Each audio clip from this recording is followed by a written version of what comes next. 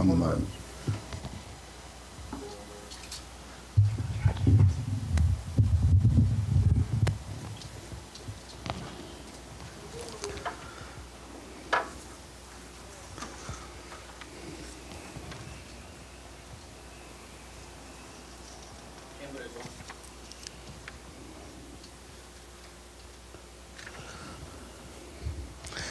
With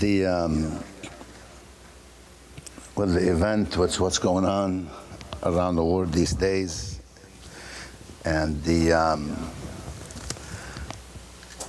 this pressure and this attack on our religion, especially our faith, walaikum salam, especially on our faith.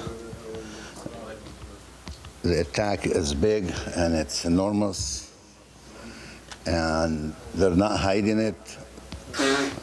They're actually specifically saying they are after the Shia. They're after Islam in general, but they're definitely after the Shia. With all this mess that's going on, and with all of that, enemy of Islam looks at the Shia as one block. If you listen to the news, if you listen to what's going on with everything, the attack is the core of the Islam, but specifically the Shia, because Shiism represent the original Muhammadi Islam. It's what it's embedded in them to protect that religion, to protect it the way it's supposed to be, not the way they're trying to deviate it like the Wahhabis do, for example.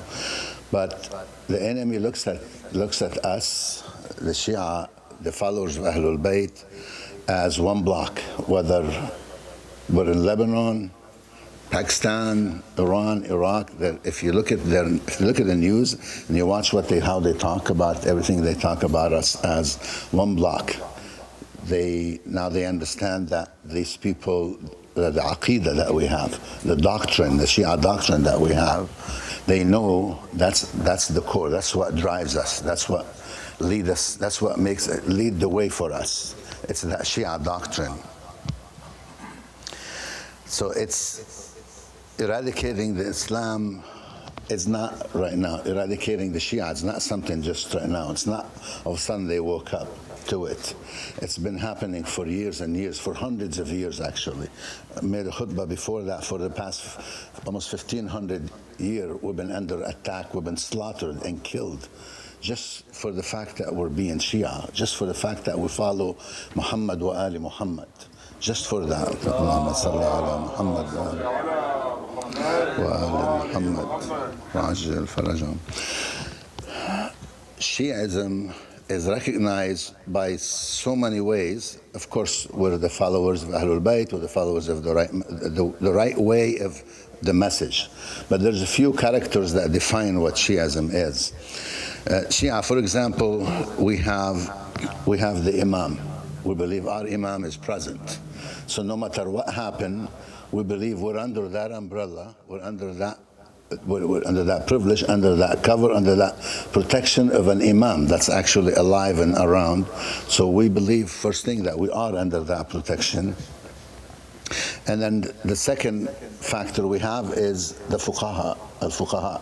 We have our alim everywhere. Every whatever years, every 100 years, every decade, every century, whatever, we always have alim that's out there watching for this message, watching for this Shia aqidah.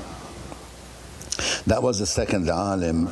The third one also is the oneness of the Shia. The oneness of the Shia, that block.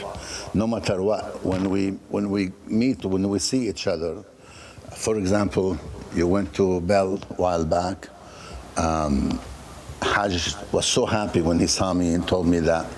He said, someone called if I can open the masjid and stuff. He goes, when I found out he's Shia, he goes, oh my God, it made me so happy. I turned around and I said, no matter what, I'm going to go open the masjid for this one brother to come in and make his prayer. They didn't care where you're from. They didn't care what country or what side or what color. They didn't care for that. They cared we're on the same path. So that oneness that we have as followers of Ahlul Bayt, that's the third thing that we have. And throughout the history, we always gather together. The fourth and very important one is we can withstand hardship. We can withstand toughness. We can withstand no matter how difficult things get.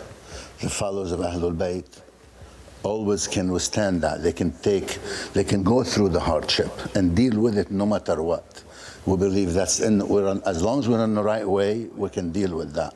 Not every other group, not every other people can withstand that. Some people just give up easily. But for us followers of Ahlul Bayt, no, we believe no matter how hard it gets and how tough things get, as long as we're on the right path, we say it's okay. It's in the eyes of Allah, we're okay with it, whatever it is. That's something specifically with us. From revolution, from Sawrat Imam Hussein alayhi salam all the way, no matter what happened, it's that stand that we take. These are the four main things that we have. Most of us don't know, but it's not, the attack on the followers of Ahlul Bayt is not right now. The attack on the Shia doctrine is not right now. This is for hundreds of years been around. Even a lot of Shia don't know this. But this has been going on for a while. It was for 500 years. The attack was on us for 500 years. From the Ottoman Empire to other empire to everybody. The Tatars, whatever, Tatrik they call them, to the Mughal, to all of those. They have always attacked and slaughtered Shia throughout, no matter where you're at, no matter what country you're from, they're always attacked. So if we see the attack on us these days, it's not just something new. All of a sudden they woke up and attack, we stand with Palestine, we stand with the right, we stand with the oppressed people, we're against the oppressor all the time. No, it's throughout history, because that's who we are. Throughout history, no matter what, we do not sit down for injustice. They know that. So this, for about 500 years, we were being slaughtered. Our great-grandfathers, they were being slaughtered everywhere. I know we mentioned it before. Even in Lebanon, what I read in our history, this is just about 100 years ago, when the Ottoman Empire was still in control. In Lebanon, you want to make Ashura, they'll make Ashura in that house, in a small house, a small group. One will stand at one end of the street, the other guy at the other end of the street, and they let each other, if the Ottoman police comes in, they let each other know so these guys can disperse. Otherwise, they'll slaughter you. And I know most of you, at least most of you, would heard about the Shaheed al-Awwal and Shaheed al-Thani, the first Shaheed and the second Shaheed. These were alim, these were faqih in the Shia. Imagine like we have Sayyid Sistani these days. These were faqih back then, and they were slaughtered, like these guys around like the Syria area right now. They were slaughtered. One of them, they put him in a burning oven. Just for the fact that he's a faqih Shia. They put him in a burning oven. The other one guy, they chopped him. They hang him on a tree and they chop him into pieces, just to have him switch from that Shiism. They didn't. So it's not something that we see these days. The reason I'm bringing this up, because you see the attack these days. You see Netanyahu just 2 weeks ago, he said, first I'm gonna go after Shiism and then I'm gonna go after Sunni. So his goal is not just Shiism. His goal is Islam as it is. Take it out. But his first attack is Shiism. When he's done with that, then he said he'll go back to the Sunni guys. So that they cut one of our alim. Imagine we have Sayyid Sistani these days. Someone say they're going to harm him. Someone's going to cause him harm or so. What would happen? How the Shia would rise up and what they would do. We have alim back then that was cut into pieces. So when you hear what ISIS did, it's not something strange. It's not something new. I mean, when we listen to Ashura, we know what happened with Imam Hussein and with the rest of the companion. They chopped him, and that was the grandson of the Prophet. The grandson of the Prophet, they did that. Imagine the rest of us who followed that path. So one of them was cut, one of them was put in the oven.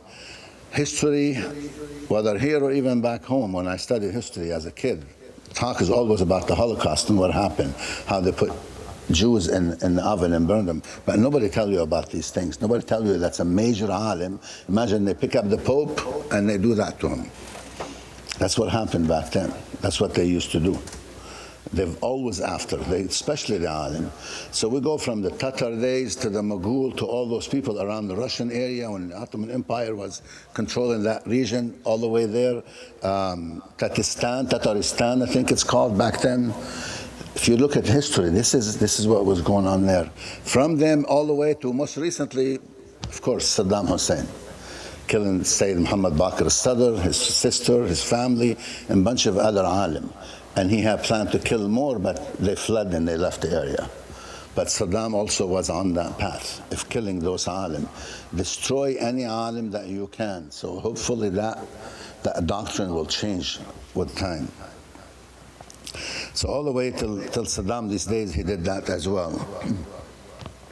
One of our imam, one of our faqih, a few years back, a couple of decades back or so, he said, "Kull ma lidayna huwa min Ashura." Everything we have is from Ashura. That's one of our faqih said. Everything we have is from Ashura. Everything we have is from Imam Hussein alayhi salam. Whatever it is, if you see us all the time, we take that from Imam Hussein. We take that from Ashura. We pull our strength from that.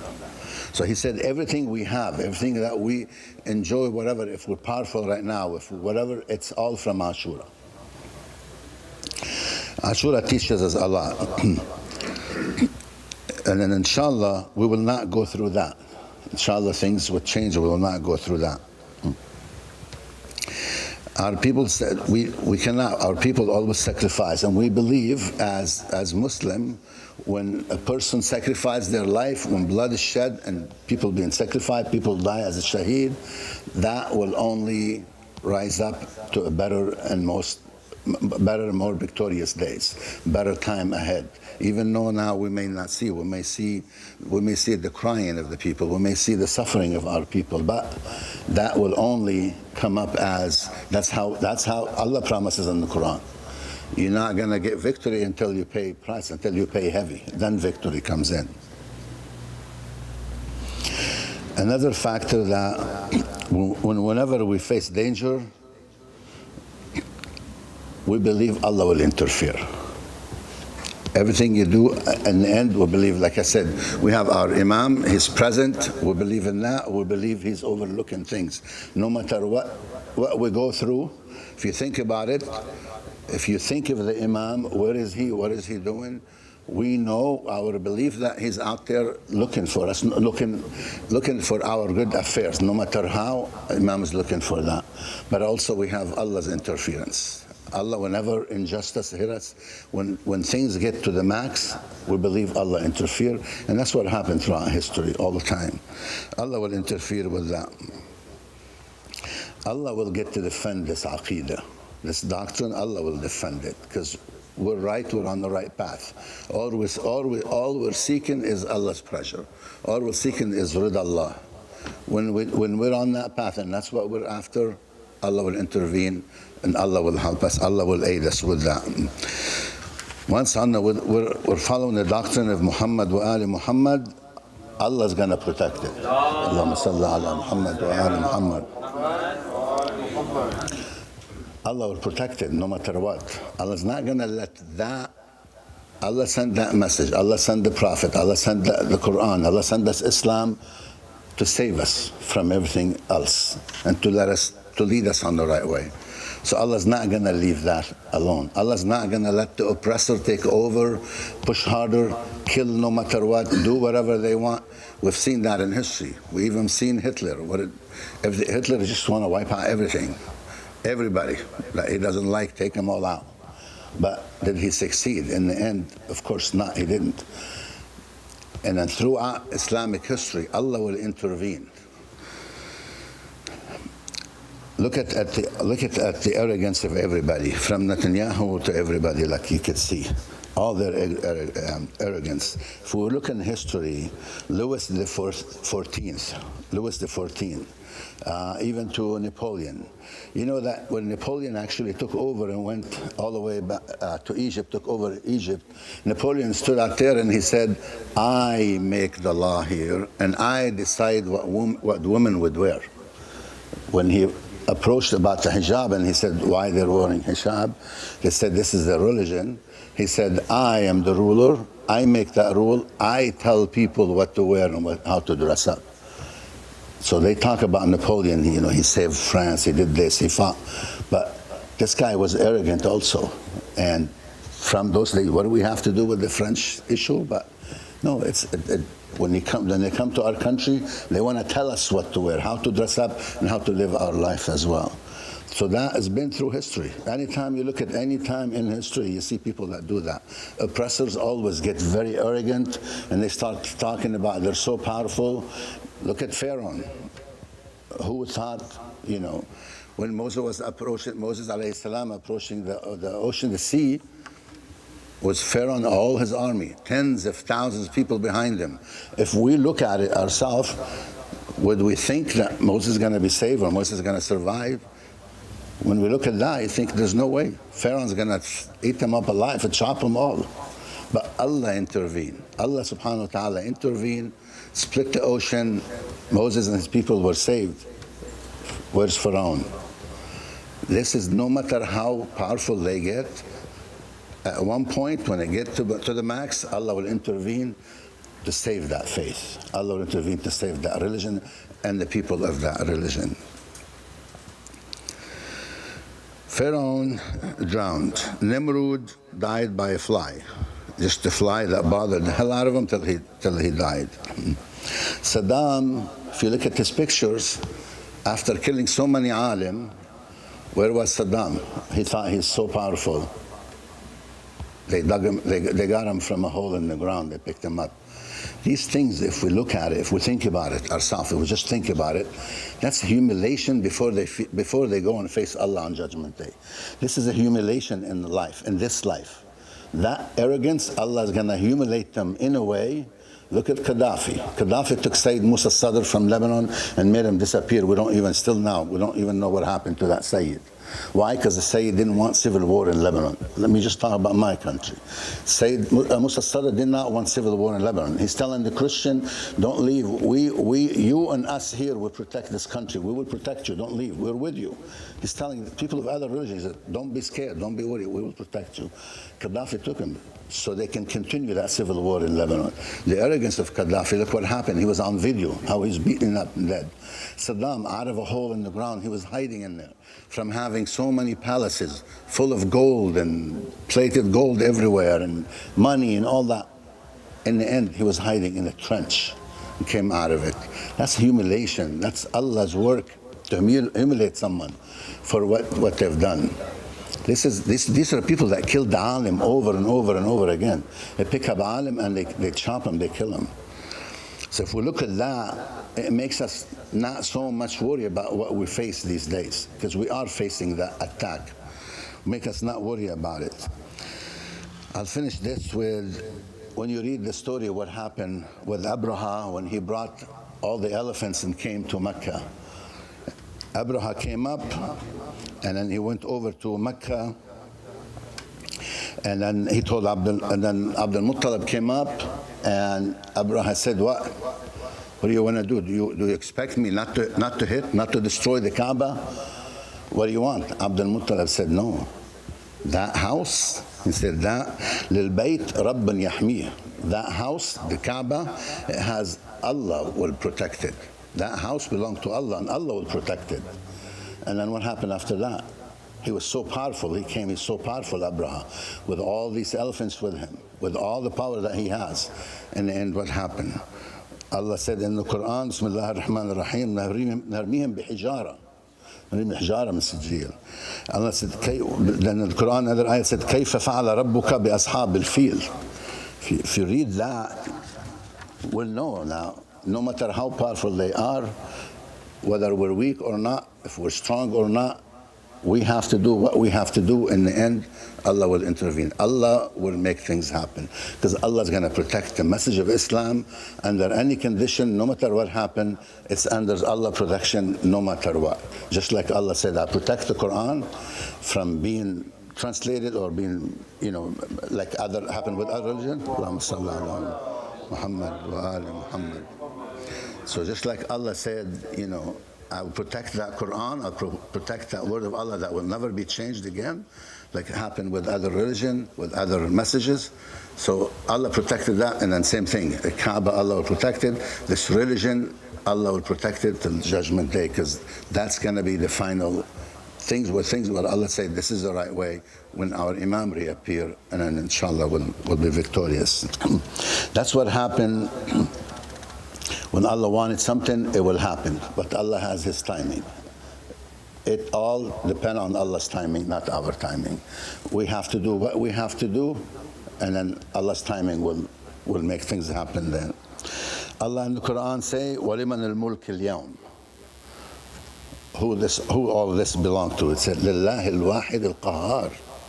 الْقَهَّارِ, to the one, to Allah, no matter what. So you see all of that out there, we worry, we get worried, we have every right to be worried. We have every right to worry about ourselves. You see it everywhere.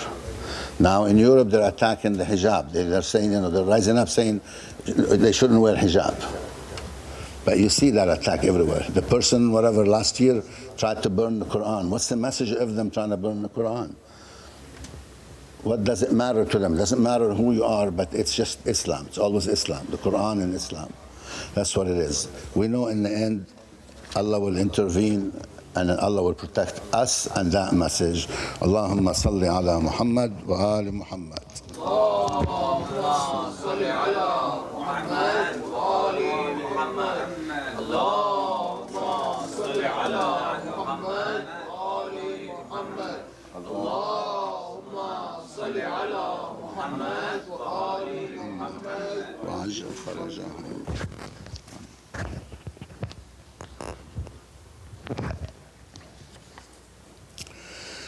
In the Quran, the utterness of darkness in the Holy Quran is mentioned in several verses. And it has always been mentioned. This grabbed my attention. I read it in Arabic, and I read Zulumat, I read Nur. But this grabbed my attention actually when someone mentioned it, that it's always been mentioned in plural form. Zulumat, not Zulma. Zulma is one Zulma. Zulumat is many. When Allah is mentioned, Allah said Zulumat, many. But when Allah mentioned Nur, light, He said Nur. Doesn't say Anwar. Anwar means many. He doesn't say Anwar. He said Nur, one Nur. So it's mentioned in the Quran in many ayat, in many different places in the Quran, always mentioned in plural form, while the utterness of light is always mentioned as a singular form. Allah subhanahu wa ta'ala said in the ayah 257 in Surah Al-Baqarah, I'm going to just say it in English. It said, Allah is the master of those who believe, and He brings them out of darkness into the light. But darkness in the Quran is mentioned as zulumat, not one zulumat, zulumat, many zulumat. Bring us out of the darkness into the light. That is, one singular light. But those who disbelieve, their master is thoughtful, who brings them out of the light and puts them onto the darkness. Those who disbelieve, they will be guided to the darkness. Also take them out of a light, one light, to the darkness, many darkness. It's plural, mentioned in plural. They are the dwellers of the fire, and they will be there forever. The surah said will be there, but in Ufiyam Khalidun, forever. That's in ayah 257, Surah Al-Baqarah. Then Allah subhanahu wa ta'ala in Surah Al-Ma'idah said, Allah will guide with it those who seek His pleasure to the ways of peace, and He brings them out of darkness into the light. Same thing, darkness, Allah said dhulumat, more than one. Darkness to the light, one light. And with His permission and His guide, and He guides them to the straight path. This is Al-Ma'idah 16. And in coming into the light as in a singular, to indicate that the truth is one. There's one truth. Cannot be many truths, right? When we say something is right, something is correct, something truth, there's got to be one truth. Cannot be different version of the truth. Has to be one truth. So when Allah mentioned in the Quran the light, Allah mentioned one light, because there's only one light, one truth. But when it mentions zulumat, could be many forms, many different ways. Allah mentioned it, zulumat. Not one zulma, could be many zulumat. So that, and the coming of darkness in plural form indicates that falsehood is different. It's scattered, and there is no unity in it. There cannot be unity in it. You see these days like oppressor, all kind, from everywhere. There's oppressors, all kind. But you look at the truth, you just see it coming from one end, seeking the truth. But the zulumat, the oppressor, the bad people, everywhere, from every kind, from every country. Allah subhanahu wa ta'ala, and indeed this is my straight path, which I clarify to you. So follow it, but do not follow wrong path, lest you be parted from His straight path.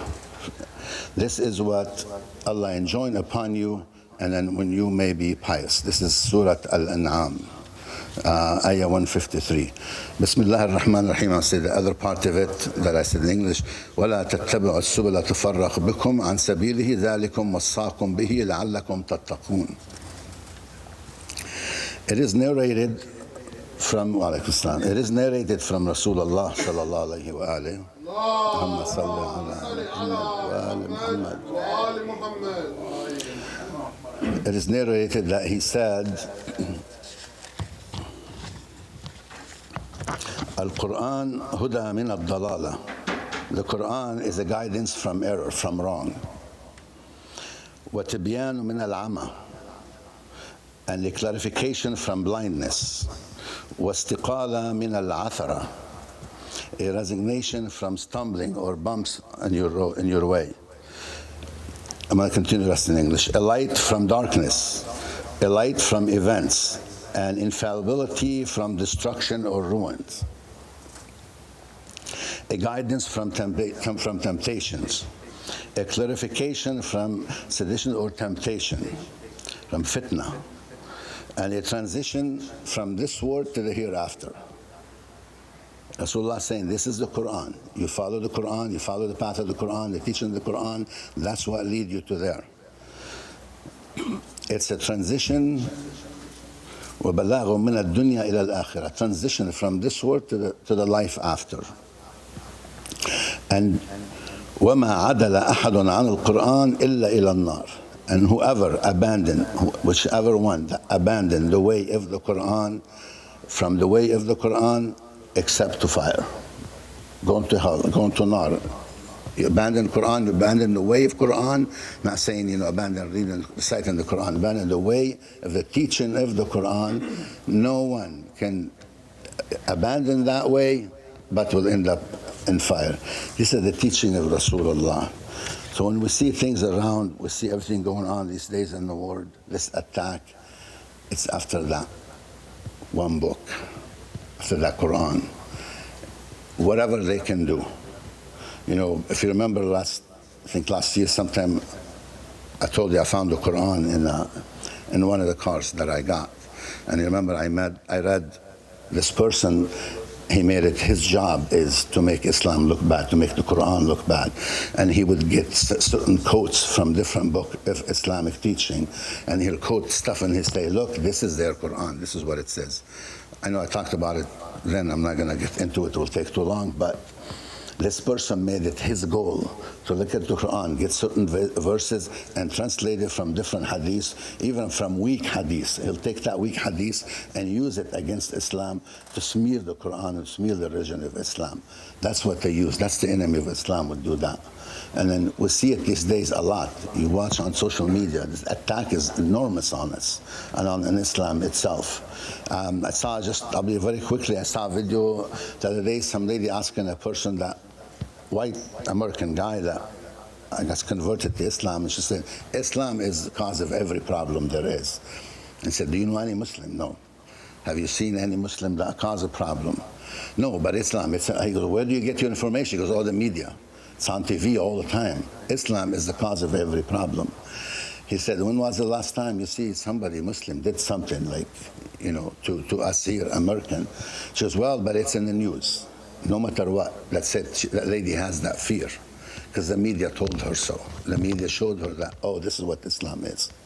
So our duty, the way we act, our act toward other people shows the true Islam. The way we behave with other people shows true Islam. I'm sure many of you would have, like I have some friend, and they say, we see you as a Muslim, but that's different than Islam that we heard about. I said, that's Islam. Islam TV is Islam Fox News, Islam CNN. This is actually Islam. You gotta see Muslim people to know Islam. You cannot just listen to what's on there. These are people that interact with us. That's our duty, our way.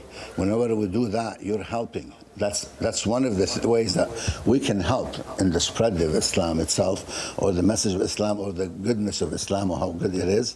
It's how we deal with other people that are non-Muslim. How we deal with them. It shows them what true Islam is. You'll see people that shock and say, oh, I didn't know. Like, someone would say, oh, really, you're a Muslim? I didn't know. It happened with my brother. A lady knows him for a few years and just found out he's Muslim. She goes, oh, I would never think so. The lady has in her mind Muslim different way, different things. But that's how it is, the media everywhere.